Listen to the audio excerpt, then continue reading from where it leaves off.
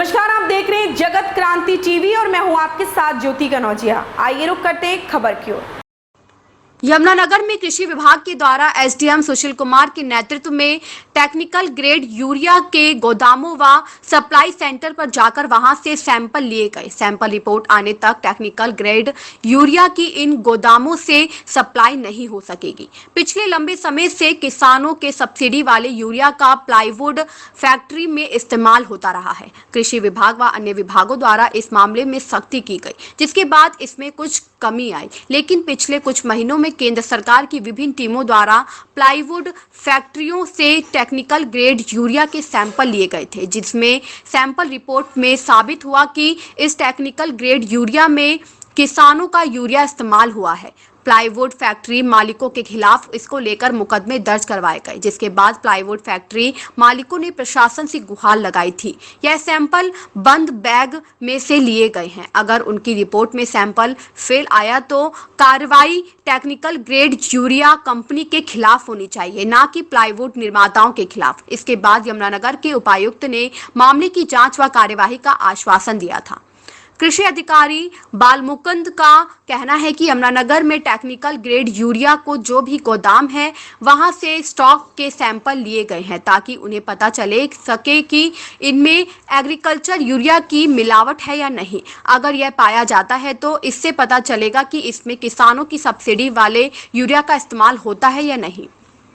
इससे पहले केंद्र सरकार की टीमों द्वारा यमुनानगर की कई प्लाईवुड फैक्ट्रियों में छापेमारी करके यहां से टेक्निकल ग्रेड यूरिया के सैंपल लिए गए थे, जिनमें कुछ मामलों में रिपोर्ट में किसानों के यूरिया के अंश पाए गए थे। इसी के बाद इंडस्ट्री मालिकों के खिलाफ मुकदमे दर्ज कराए गए थे। अब इसीलिए इनके गोदामों से ही सैंपल लिए जा रहे हैं, ताकि उसमें अगर कोई किसानों का यूरिया पाया जाता है तो उसकी सप्लाई बंद की जाए।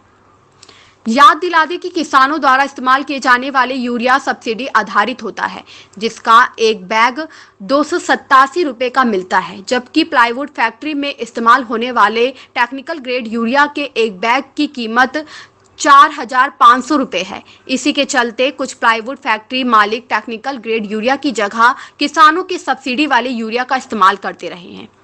यमुनानगर से राकेश भारती की रिपोर्ट। क्या है सर? ये टेक्निकल ग्रेड यूरिया के जो गोडाउन हैं, जो 2-3 हमारे नोटिस में सप्लायर हैं डिस्ट्रिक्ट में, जो टेक्निकल ग्रेड यूरिया सप्लाई करते हैं, उनके स्टॉक की चेकिंग और दूसरा ये चेक करने के लिए हम आज यहाँ हमारे रिस्पेक्टेड एसडीएम साहब हैं सुशील कुमार जी, उनकी प्रेजेंस में इनका इंस्पेक्शन किया है, सैम्पलिंग की है। सैम्पलिंग में ये निकाला जाएगा कि क्या इसमें नीम ऑयल कंटेंट है या नहीं है। अगर नीम ऑयल कंटेंट पाया जाता है तो वो ये प्रूव करता है कि ये टेक्निकल ग्रेड यूरिया ना होके इसके अंदर एग्रीकल्चर ग्रेड यूरिया है, और अगर नीम ऑयल कंटेंट नहीं पाया जाता तो ये टेक्निकल ग्रेड यूरिया है। बेसिकली इसी चीज़ को ध्यान में रख के सारी कार्रवाई की जा रही है, जो फार्मर्स का, किसान का सब्सिडाइज्ड यूरिया है वो इंडस्ट्रीज़ में यूज़ ना होकर किसान तक ही पहुँचे। सर, आईपीएल सरकारी गोदाम खुला है कहीं? आईपीएल की ही ये स्टॉकिंग है, जहां आप खड़े हो ये आईपीएल की स्टॉकिंग है। आईपीएल ने अपना बफर स्टॉक किया है, लेकिन अभी तक इसको आगे सेल करने की उन्होंने किसी को परमिशन नहीं दी है। हमने उसको सेल से पहले ही उसकी सैम्पलिंग की है कि ताकि बाद में कोई दिक्कत ना आए, ये जहां भी जाए पहले सिक्योर होके जाए कि भी माल ठीक है। कितने आज चेकिंग किए, कितनी सैंपलिंग ली आज? हमने 3 सैंपल लिए, 3 अलग अलग जगह से गोडाउन थे, तीनों जगह से टेक्निकल ग्रेड यूरिया के सैंपल लिए। तो क्या सर शिकायत पे था या नहीं, रूटीन चेकअप था, कोई शिकायत नहीं। क्या ऐसी कंप्लेंट थी पहले भी सर कि कोई टेक्निकल जो यूरिया के कट्टे हैं उनके अंदर दूसरे मिक्स करके बेचे जा रहे हो ना? ऐसा है, ऐसी कोई कंप्लेंट रिटर्न में तो हमारे पास नहीं थी, लेकिन पीछे जो गवर्नमेंट ऑफ इंडिया की टीम आई उनके द्वारा भी, और हम पास्ट में जो डिपार्टमेंट के द्वारा भी सैंपल लिए गए हैं, तो ऐसे कई केसेस हैं जिन केसेस के अंदर टेक्निकल ग्रेड यूरिया के बैग्स में एग्रीकल्चर ग्रेड यूरिया पाया गया है। उनकी सबकी एफआईआर करवाई गई और केस चल रहा है। इस खबर में बस इतना ही। बने रहे जगत क्रांति टीवी के साथ।